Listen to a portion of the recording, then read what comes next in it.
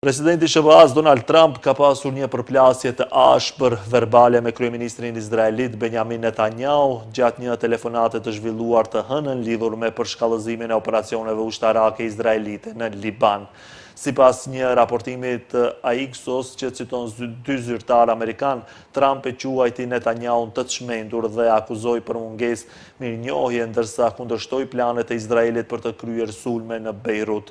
Telefonata u zhvillua vetëm pak orë pasi Irani paralajmëroi se veprimet e vazhdueshme ushtarake të Izraelit në Liban mund të çojnë në dështimin e negociatave që po zhvillohen mes Teheranit dhe Washingtonit. Një nga zyrtarët amerikan tha se Trumpi është drejtuar Netanyahut me fjalët "je çmendur plotësisht, do të ishe në burg po të mos isha unë. Po përpiqem të shpëtoj, tani të gjithë e urrejnë Izraelin për shkak të kësaj."